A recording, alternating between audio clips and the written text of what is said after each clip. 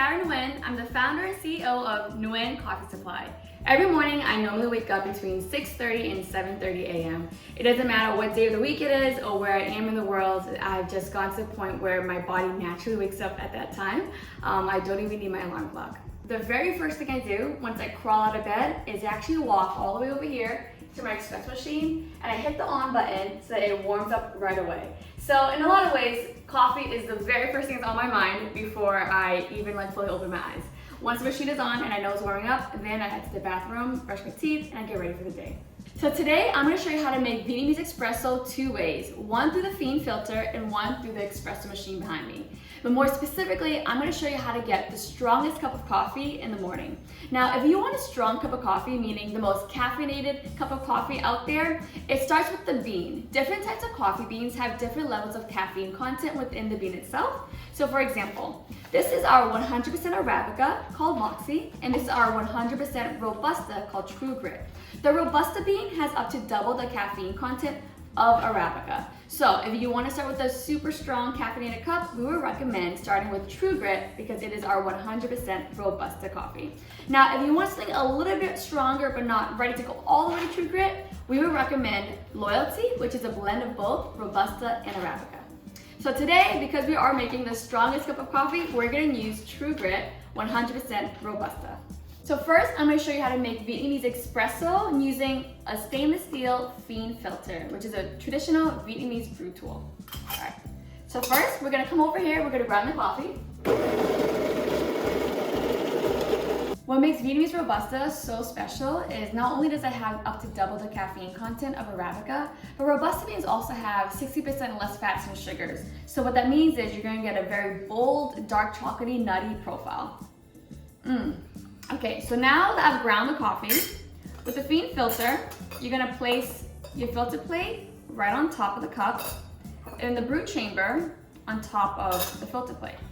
Now, the reason why this is often called a Vietnamese espresso is because you're getting a very, very concentrated cup of coffee. So you're gonna start with 2 tablespoons coffee. And if you want it even stronger, you can add another tablespoon. You want to shake it out. I'm going to add just a little bit more to get a super strong cup. Shake it out. This is called a gravity press, and it goes right on top. The reason why the phin filter creates such a strong cup of coffee is because you're using a ratio of 1:2, right? 1:2 coffee to water, which means you're gonna get a very concentrated cup of coffee with a lot of the benefits of the coffee in there. So right now we just put in about 2.5, almost 3 tablespoons of coffee, and we're gonna add 4 ounces of water. So that's already there, you can see how concentrated it's gonna be. Over here I have my hot water boiling up to 200 degrees Fahrenheit. So first you want to cover the gravity press by about 1/2 inch and let the coffee bloom. And after 45-60 seconds, you can fill it all the way to the top.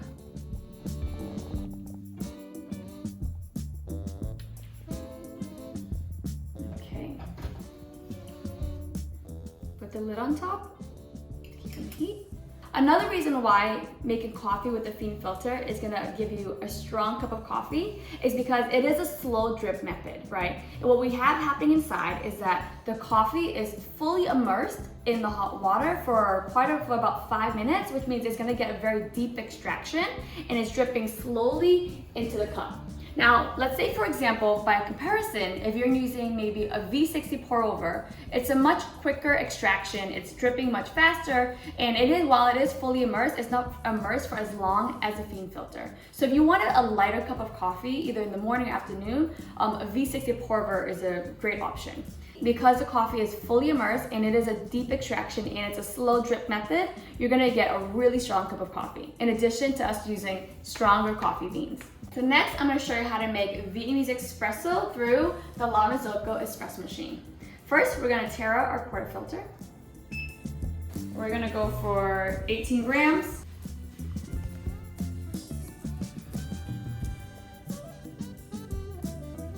Press it down. All right, over here to our espresso machine.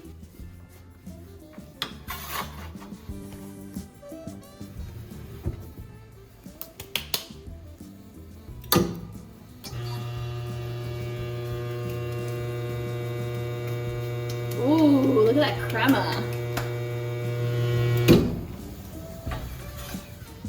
Look at that crema. Yum. So for this cup of phin coffee, we use 3 tablespoons into the phin filter, which is about 21 grams of coffee. For this espresso, we use 18 grams of coffee. So they're quite close in the amount of coffee we use, but they were extracted differently to yield both very, very strong cups of coffee. All right, so now we can enjoy our coffee how we like. So I like my coffee in the morning with just a little bit of sweet condensed milk. I don't want to overpower it. And I also want to add a dash of milk. Over here. Dash of milk.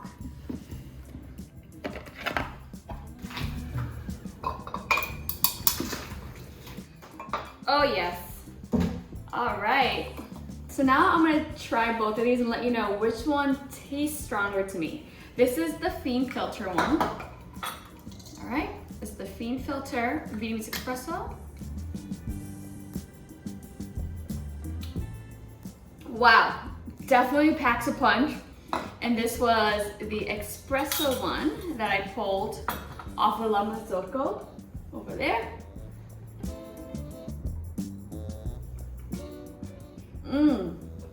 Wow. Definitely both, wow. Both are definitely super strong. A perfect punch in the morning, or a perfect kick of caffeine in the morning. This one I feel like I can taste more of the dark chocolatey, nutty notes.